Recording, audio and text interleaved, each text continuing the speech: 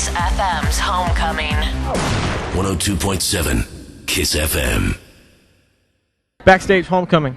Oh my God, Gwen Stefani, hello. Hello. You just told me we're talking like 2 secs before we go on the radio. You're like on fumes right now because of a European tour, and you're all just crazy screwed up, right? We have been around the world. Kingston's been on over like 35 flights or something. So we just came in from Prague. We're in New York. We did this amazing charity, Keep a Child Alive, with Alicia Keys and Bono. And then now we're here. So we have like 5 more shows. I've done like 95 shows. So it's amazing. Okay, I got a dumb question. I don't have a kid, but when you travel with the young baby, does he have a little baby passport, right? He has a baby passport. He actually has 2 passports because he has his British passport because he's half English, and then he has his American passport. So how awesome! Yeah. So he is, I don't know how old now. He's almost 18 months. And he's been on tour since he's 9 months. He's 18 months, and I can't hold a candle to his passport and how thick it must be, right? He's been everywhere. And you know what was amazing is Gavin was with us a lot of the time as well. Not through the American tour, but through, like, we went to places like all over Australia, all over Asia, almost all of Europe together. So it's really, like, it's one of those lifetime memories. Not only just, being with the family, but the shows were ridiculous, like, incredible shows. So I got a random question. I saw Gavin over there, and, you and Gavin spend a lot of time together because that's what married people do. How come you don't pick up some of his accent?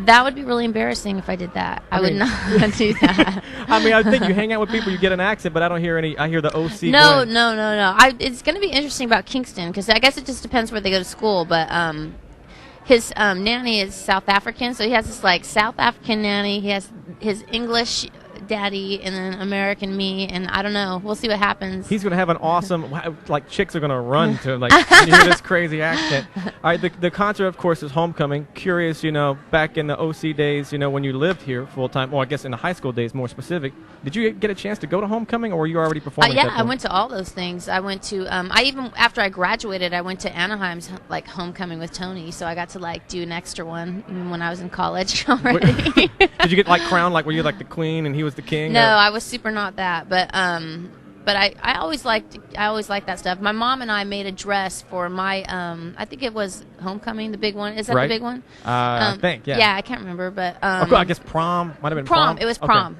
okay.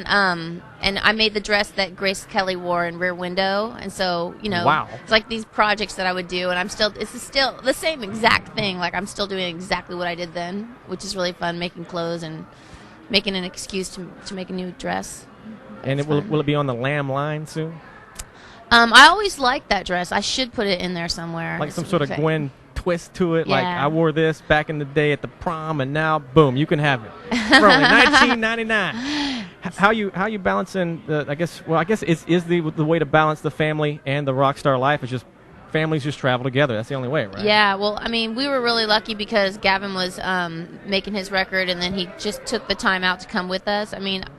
I don't know what's going to happen. His record comes out next year. I don't know what we'll do. I'm a little scared that, like, he took all those flights from me, like, that I'm going to, like, owe him or something. I don't know what's going to happen, but we'll see. Right now I'm just so kind of fulfilled doing the tour. I feel really scared, like, to stop touring because it's always really frightening. And also, it's a really weird time in my life. Like, it's the end of a huge chapter, doing these 2 records, and I'm about ready to go back in with No Doubt. And so it's a big transition for me, and I just feel kind of a little bit all over the place, really bittersweet about the whole thing because the shows were just so incredible. It's so inspiring.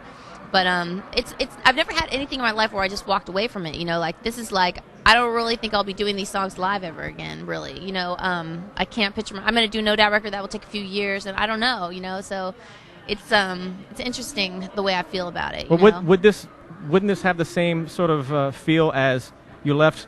You paused No Doubt, did your Gwen thing. Wouldn't it be a similar thing? No. You paused the Gwen to No Doubt and no, because I always was never gonna not go back to No Doubt. That was just it was a pause. It was never like gonna be the end. And this is definitely like, I was never gonna do more than one record, and I was never gonna tour it, but I ended up touring it and doing another one. So I feel completed on it, though. It was an amazing experience for me. I got to like explore a lot of different sides of myself that I never really did with No Doubt. Like a lot more of a theatrical show and dancing and costume changes and things like that. So, but now I feel very like excited about going back to that, my band. It's like that's something that you just can't, like, the history we have together and the chemistry we have together.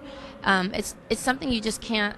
You can't buy it. I mean, it's something that you have to put the time in to get. And when we got together and we did the Irvine shows, and they came on stage for the encore, right? And it was just this amazing moment. So I'm looking forward to it again. I was in the studio at KIIS FM in Burbank, obviously, when that was going down, and we knew of the rehearsal. We knew that No Doubt. Yeah. But they were told, like, JoJo, here's what's going on, so get ready to comment on it after you guys hit the stage, because we were told we didn't want anything to leak.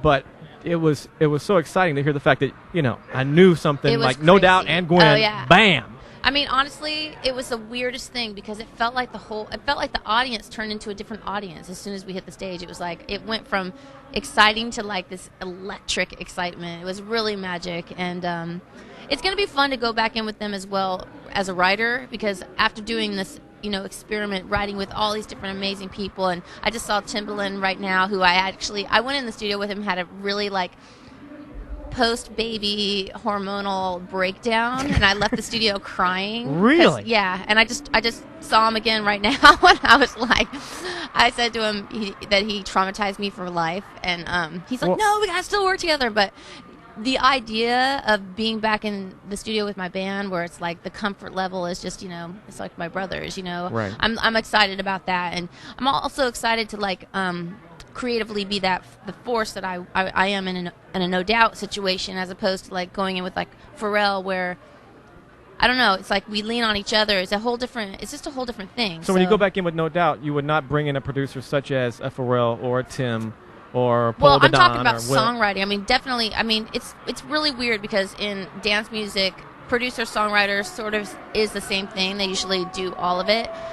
With No Doubt, like, we'll write the songs and then we bring in a producer, and that's always how it kind of is in rock, So I don't really know about who's going to produce a record, or I don't know what the sound's going to be. It's all, they've been in the studio. They're doing tons of like pre-production and stuff for me, so they're ready to go. They're ready to just get back in there, and I think I'm going to just come back and get a little bit of recharge because I feel a little tired, and then I'm sure before I know it, I'll be in the studio again. But I'm scared. I always am scared to write. I don't see why you'd be scared. You've been doing this for a minute, and this is scary. You don't ever know if you're going to be able to write something. Come on. Like, what am I going to write about? You guys, that's Gwen Stefani. We're talking about, well, of course, solo and upcoming No Doubt projects. And if you do have a writer's block, it'll be my final question for this particular break. But if you do have a writer's block, is there a Gwen Stefani, a trick you fall back on? Like, I drink, so-and-so tea, and I bang my head with this particular stick, or just no. I think it's always about just keeping it moving. Like move if wherever I am, like move on to the next thing, move on to the next thing. But I don't know. I think songwriting is just magic, and it's kind of out of your hands, anyways. It seems like this, especially amazing songs. They just like. To me, they just kind of happen, and then you look at them and you go, "Wait, how did that happen?" It's like magic. So accidental songs. It's all are a great, series of accidents. Right? Yeah. Wow. All right, you guys. That's Gwen Stefani. Obviously, she's about to make her way to the dressing room, kind of recharge. Just so you know, Timbaland's in the dressing room, right to your right. I saw that.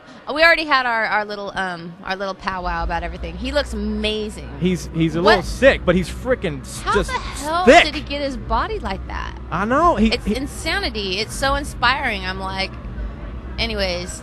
Yeah. If you guys, I went to go hug Tim because he was being interviewed by my boy Jesse earlier. So I jumped in because we're pretty tight, and I go jump on him. And when I jumped on him, I almost just bounced back off him. Yeah. Like, pow! It's like a rock. It's crazy. You guys, once again, it's JoJo on the radio. Gwen Stefani, Backstage Homecoming. Back in a sec. Let's roll into some Gwen. It's 102.7 KIIS FM. KIIS FM's Homecoming. 102.7 KIIS FM.